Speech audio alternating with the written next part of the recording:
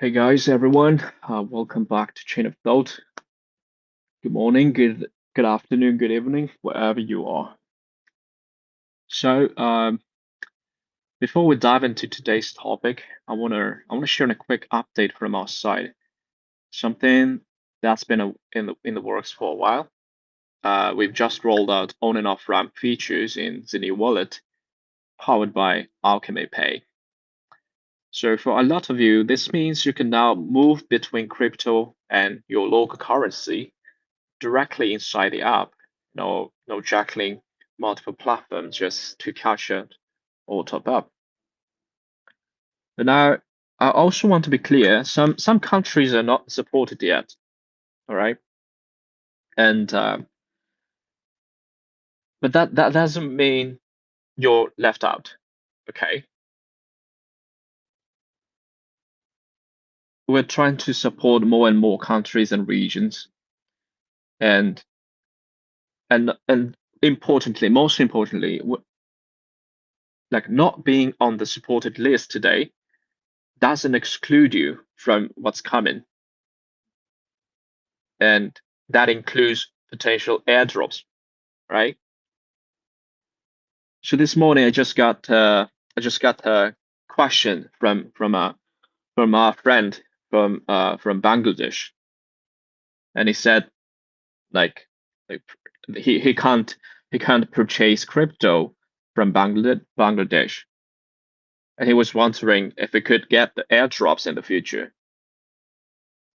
That was a really good question, right? So not being on the supported list today, in terms of on and off ramp, it doesn't mean you're left out, or it doesn't mean you cannot get the airdrops. Okay, so we're building for the whole community, and that means finding ways for everyone to benefit, no matter where they are. And actually, this connects to today's discussion because at the heart of both topics is trust, access, and fairness. Okay. Whether it's about giving people direct financial access or preventing identity-based fraud in the physical world, the question is the same. How do we design systems that are open and inclusive, but still secure? Yeah. And thank you, Prasad, and thank you, AMU, for tuning in. Yeah, I see your comments here. Thank you guys for tuning in. And let's get back to the main topic today. I titled it "From Identity Fraud to Selective Transparency in Web3." That's kind of topic today. So I'm going to take you on a journey, like starting from a very specific, the real world case of identity fraud into how Web3 could have helped, and then into a much bigger question, right? So what happens when technology tries to erase all the gray zones in human life? And maybe even more important, should we even want to erase them? That's the bigger question. But let's start with something that happened recently in the US. Okay, so an Alameda County man, so it's just a man, was charged in a federal complaint with stealing rare and historical books and manuscripts from a university library. So basically, this guy tried to steal important documents from university. He actually did that, as far as I know, and got arrested after that. But now, theft from library is bad enough, but here's the twist. Okay, so this is the main part. So authorities say he allegedly posed as a Japanese researcher to get access to the materials, essentially creating an identity that will be trusted in that specific context. So he's not a Japanese guy, okay? He's not even Japanese. As far as I know from the article, he's an American, Asian American, right? But he pretended to be a Japanese researcher to get access to the materials. And he didn't hack a system in the cybersecurity sense. This was a human hack. So it was about trust, perception, and exploiting how we verify who someone is. So here's where Web3 technology comes into the picture, right? Imagine a future where access to sensitive resources, whether they're books, private data sets, or financial accounts, is not based on just a name on an ID card, but on a verifiable cryptographic credentials.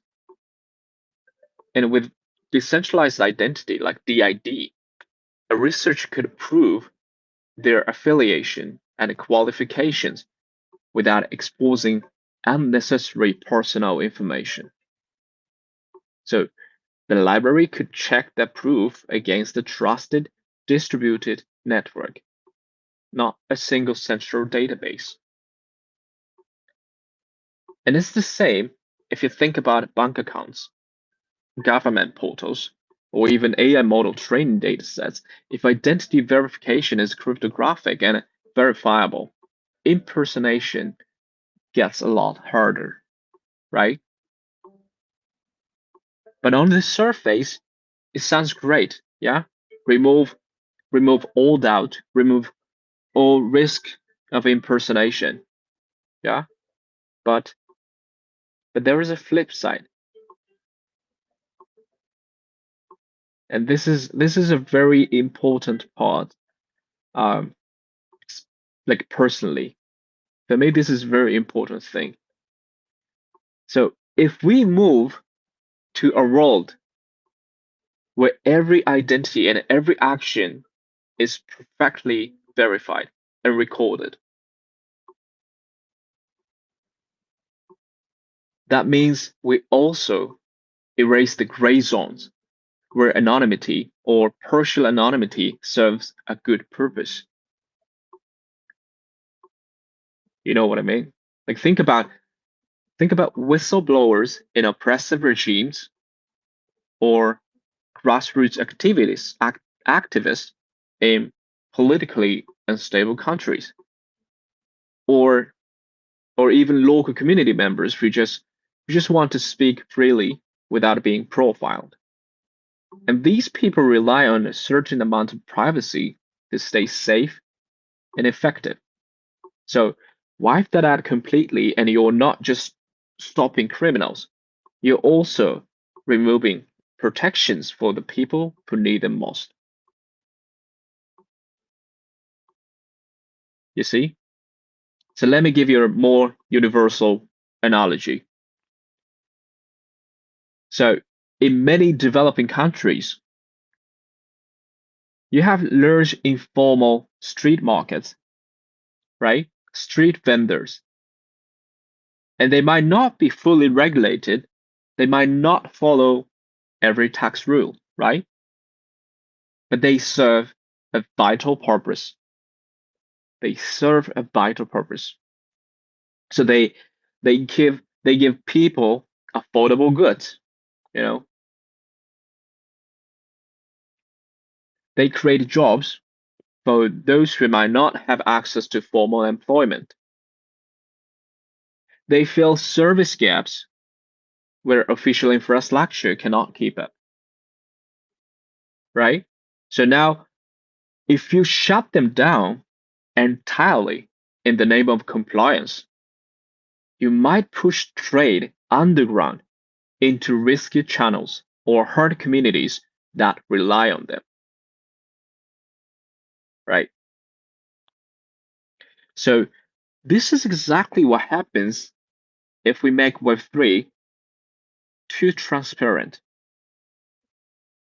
yes, we remove certain risks, but we also risk breaking systems that, while imperfect, still provide value to society. So the answer is not everything public or everything private. It's selective transparency. And I believe in the gray zone personally. This is not this is not an official statement as a Xenea. Personally, I believe in the gray zones. That's something keeping the world like balanced, you know.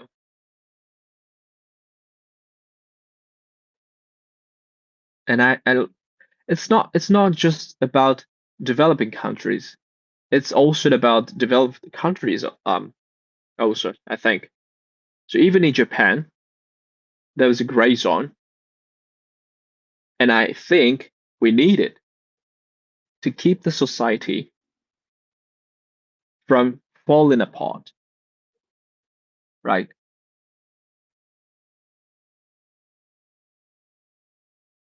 There's no there's no perfection in this world, right? And especially when democracy um, rules, like in Japan.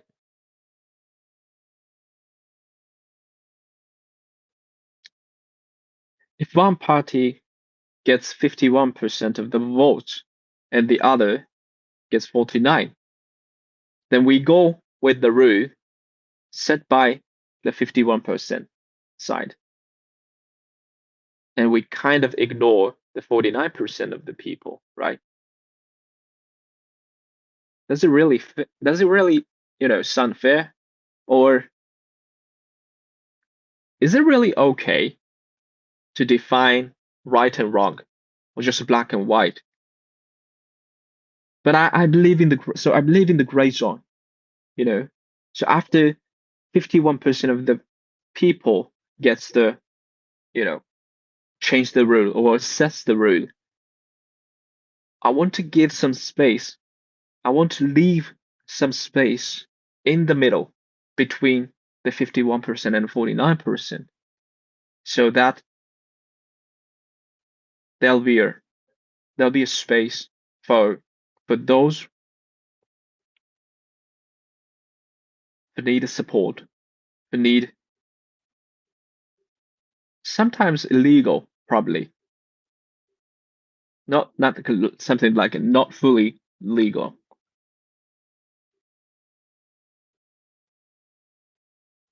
right? So those who are out of the majority. So I believe in the gray zone. And this is a I don't I will not talk about this like a personal experience, but it's a partially based on my personal experience as a in my childhood. Yeah, and I really mean it, and it's just my personal statement and not an official one. But anyway, the answer is not everything public or everything private. It's selective transparency. So you disclose only what's necessary for a given interaction, no more, no less. And this is where our partnership with the Particia blockchain becomes incredibly important, right? I think in the previous space I mentioned this partnership with Particia blockchain, and here comes again. So, because it's a really significant partnership, it's really important um, about this matter too. Okay, so Particia is a leader in a multi-party computation (MPC), which is a technology that lets multiple parties verify something or compute over data without exposing the raw data itself. Okay, so with MPC, you can prove you're a qualified researcher. It's an example, okay? You can prove you're a qualified researcher without showing your personal documents, right? Like your home address or something like that. You know, in many countries, like driver's license has your home address, right? But you don't want to, disclose that information with a police officer or whoever, dealing with that. So with MPC, you can also share AI training data without giving away sensitive content. Or you can allow financial transactions to be verified without revealing the party's entire histories. And because this is cryptographically enforced, it's not just a policy, right? It's math. No central authority can peek without consent. Yeah.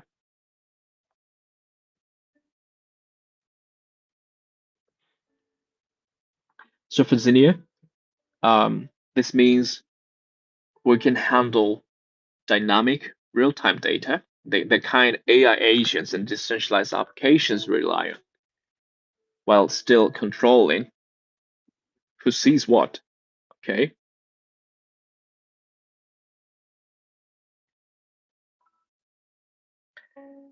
And most decentralized storage today is designed for static data, like I said in the previous spaces, like think documents, photos, archives. But AI agents, like they need constant real-time streams of data that can be updated, verified, and acted upon immediately, right? So if we want AI agents to truly operate in trustless, decentralized way, the data they use cannot just be secure and permanent. It has to be live, verifiable, and under the right privacy controls. And that's what we at Zenia are building toward. And it's true. It's why MPC, like plus decentralized dynamic storage, is such a powerful combination, right? So back to the beginning. So that university theft case is a perfect example of how trust can be exploited in Web3, and especially specifically like DID and MPC can close that gap, right? That's definitely a useful, like a real life useful use case, yeah. But we also have to remember the street market analogy. Street vendors remove all the gray zones, and you risk losing the spaces where flexibility, privacy, and human life. So the future is not about eliminating gray zones. It's about making them healthy and safe. That's totally different thing, right?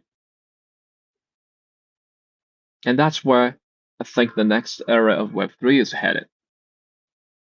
Not total anonymity, not total transparency. The systems that can adapt to context, preserving trust without killing freedom. That's what I believe in.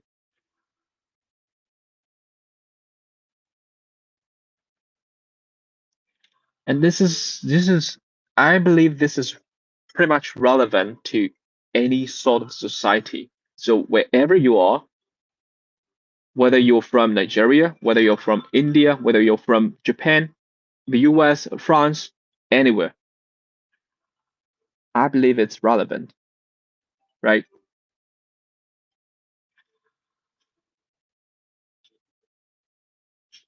Let's like let's head to the future where we don't have to eliminate gray zones, but we make them healthy and safe, right? So here's what I want to leave you with. So if you're builder in Web3, and think not just about what's possible, but about what's worth building. It's not really about building in Web3, probably. Whatever you do, wherever you are, I want you to ask yourself, like, who am I protecting? Like, who am I empowering? And what happens if we erase the middle ground? These three questions are very, very important to ask yourself whenever you start something or whenever you build something or try to do something for someone else, for yourself. And as always, I want to hear your thoughts. So reply or just show up for the next space. So this has been Chain of Thought, episode 19. So ideas worth holding on to, and even if they're still in beta, right?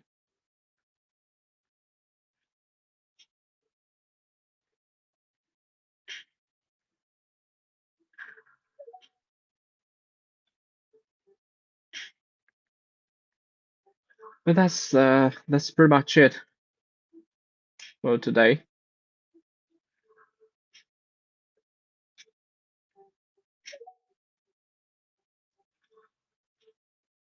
And once again, we just rolled out the on and off ramp features in Zenia wallet. It's just a announcement again, yeah. So we just rolled out on and off ramp features in Zenia wallet, right? Thanks to Alchemy Pay. So we made a partnership with Alchemy Pay for the on and off ramp features. And that means like you can just move between fiat and crypto directly inside the app without juggling like multiple platforms just to cash out or top up, right? But at the same time, I also want to be clear, some countries are not eligible for the feature, right? But that doesn't necessarily mean you're left out or you cannot get the airdrops, okay? It's just a matter of like a regulatory compliance or stuff like that. Pretty much depending on the Alchemy Pay compliance. All right. So this is just about on and off ramp features at the moment. Okay. Just for now. Right.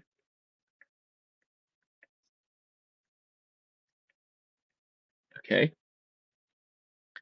So even if you're not like if you're not able to purchase crypto through on and off ramp feature in Zenia wallet, it doesn't mean you won't be able to get airdrops. Okay. But I believe there are certain countries that are not eligible for the no sale or airdrop because of the like international kind of sanctions or regulations. Like if you're from North Korea, you're not eligible. But that's yeah, you know. I don't think none of you are from North Korea. Like at least like those who are listening to my space, probably. Yeah, right. Nigeria, right?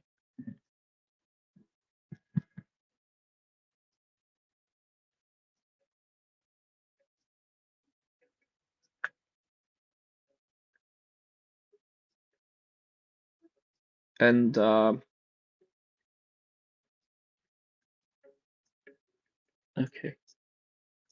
Uh,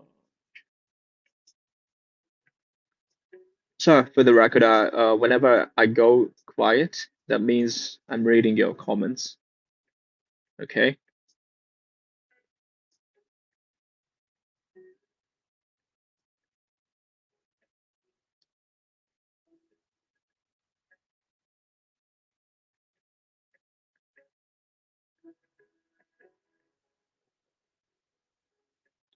Okay.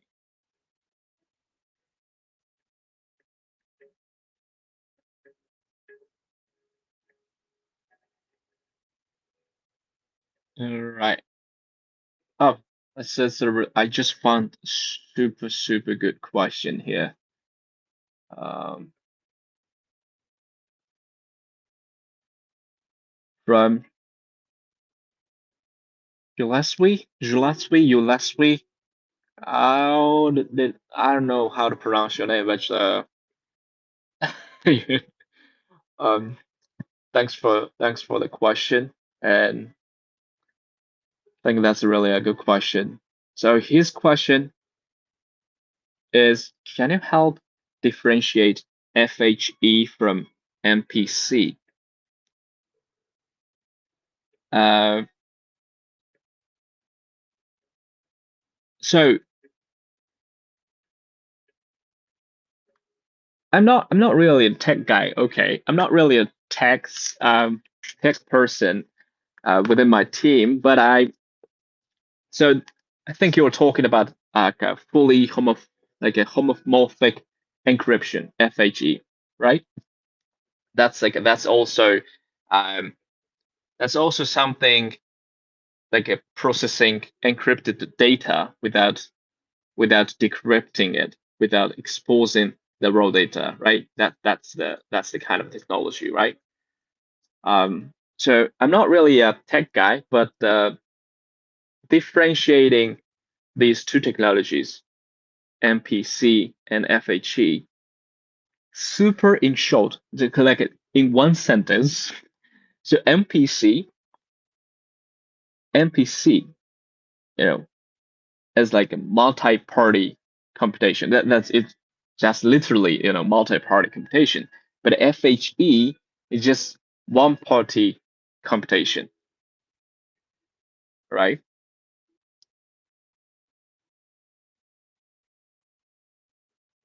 So in MPC, like several, parties like come to solve the equation, come to compute over encrypted data. But on FHE, just one party, a single party, um, process the data. That means, like, from my understanding, correct me if I'm wrong, but from my understanding, FHE is a good technology, but at the same time, um, it's slower and more resource and intensive than MPC, right? Because like it involves just one single party compared to MPC, where multiple parties, you know,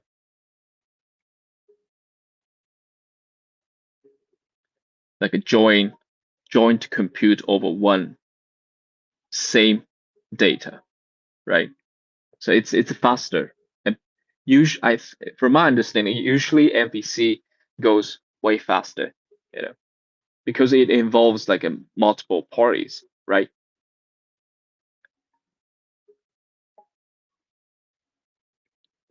You good?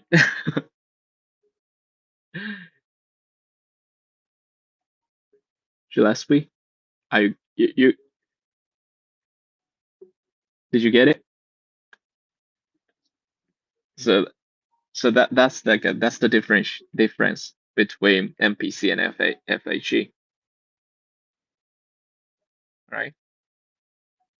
It's a MPC involves multiple parties, while FHE involves only one party. That means FHE needs more resource, uh,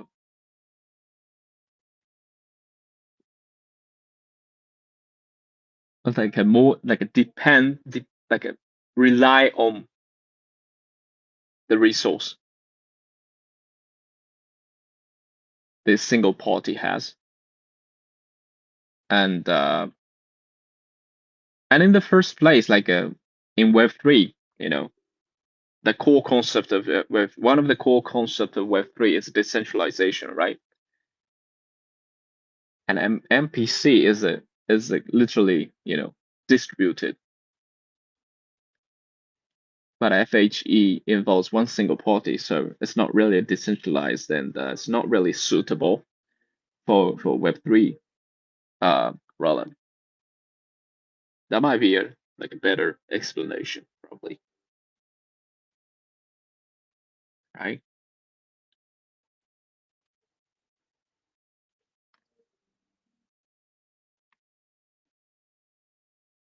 Probably that's it for today.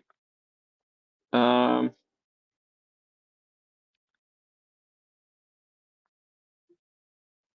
okay. And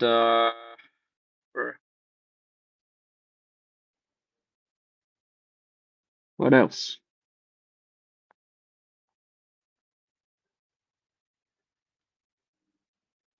Which country is an exception? I think you're talking about. You're not talking about the Alchemy Pay, this on and off ramp, but the airdrops, right? Probably.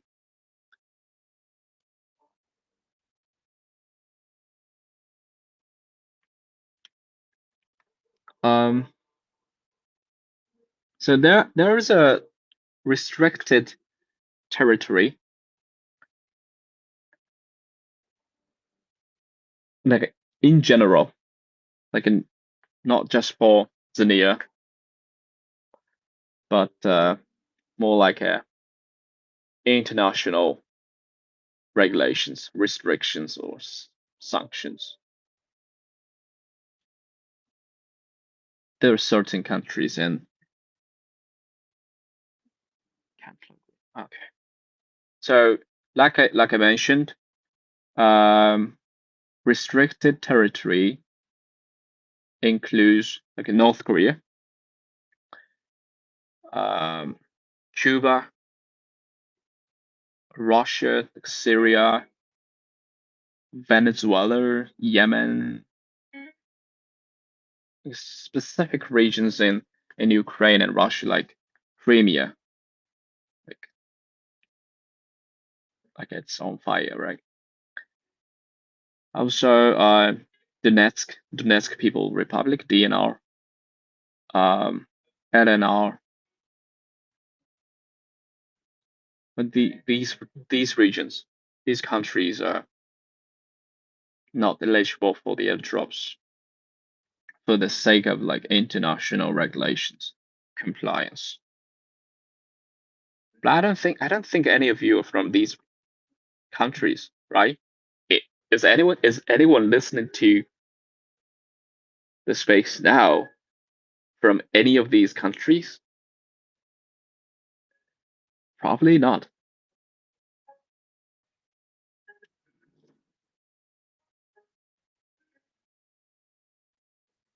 right?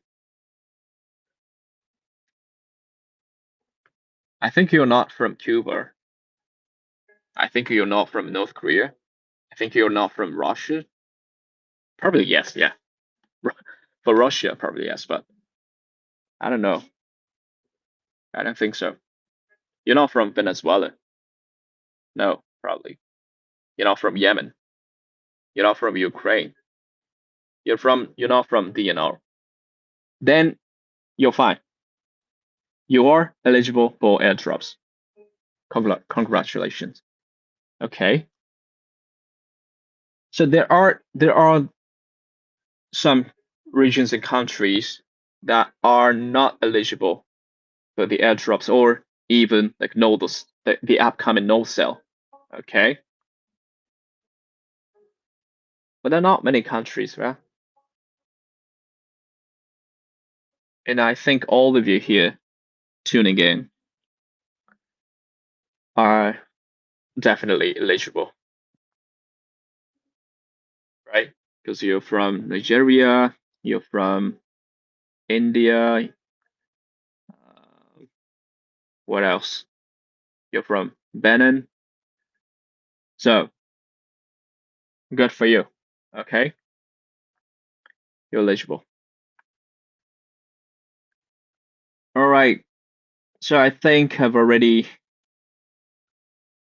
covered all the questions here, probably. Hmm. Right.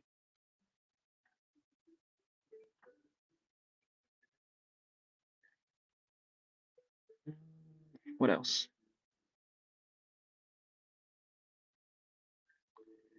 And for anyone, um, for anyone having issues logging in, I mean, Xenia wallet, just check my pin post. It shows like how to get help on our Discord server.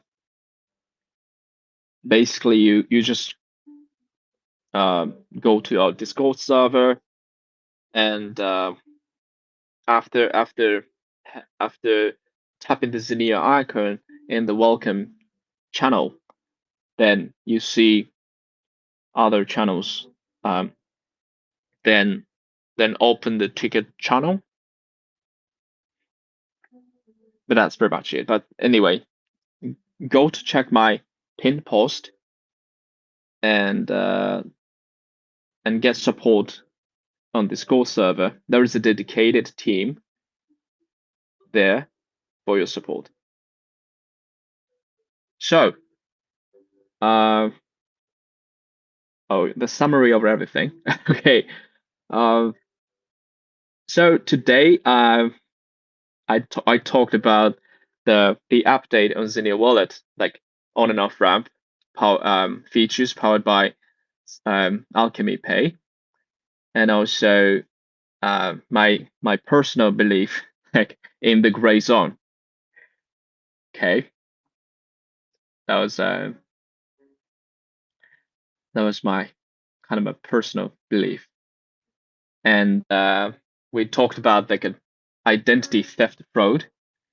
There was a case in the U.S. where the Asian American pretended to be a Japanese researcher to gain access to like an important kind of a confidential document, um, to steal the information or to steal the physical books and stuff, and they got arrested.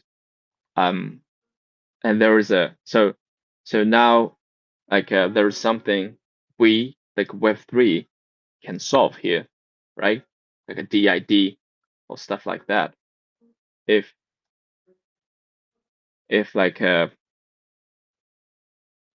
everything, or if ID is like a cryptographic based, then it's verifiable without disclosing like unnecessary information um, within your ID, like your home address or stuff like that. But then, like removing all the gray zone, um, put some people on risk, right? I mentioned like a street market analogy. Okay, like in many developing countries, there are lots of street vendors, So they're street markets, not regulated ones, right? And they might not follow every tax regulations or stuff like that, but they serve a vital purpose to a society. So they give people affordable goods, cheap prices, yeah, and they create jobs for those who might not have access to formal employment, right? So they fill service gaps where official infrastructure cannot keep up. So if we shut them down completely in the name of compliance, we might push trade underground into risky channels or simply hard communities or simply hard societies, your friends, your family that rely on them, right? So I'm kind of pushing selective transparency here. I don't think the answer is everything public or everything private. It's selective transparency. And that's where our partnership with Partisia blockchain becomes incredibly important, right? With MPC technology, multi-party computation, the technology that lets multiple parties verify something or compute over data without exposing the raw data itself. And there's a guy from Benin, I think, throwing a really good question. Like, what's the difference between FHE and MPC? And as a non-tech guy, like a non-fully tech guy, uh, from my understanding, like FHE includes just one single party processing data, while MPC involves multi parties to process the data. Yeah, they both process data without like disclosing the information or without um, decrypting the raw data. Okay, so what they do, or like the purpose of these two technologies, sound similar, the same, but while MPC involves multi parties, FHE involves one single party, meaning MPC is more suitable for Web3 concepts, right? Decentralization. So trust is like a distributed, right? So that's pretty much it. Um, okay, you good, Emmanuel? I know you were the first guy. I think you were the first person who said like I'm in for this today's chain of thought. Yeah.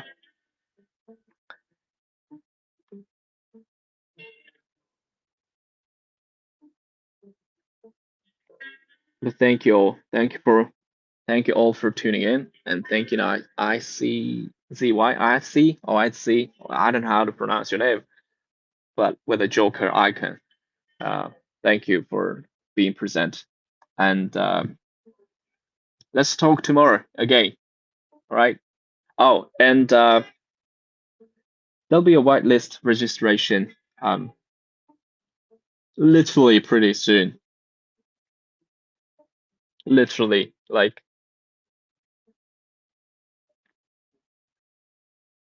in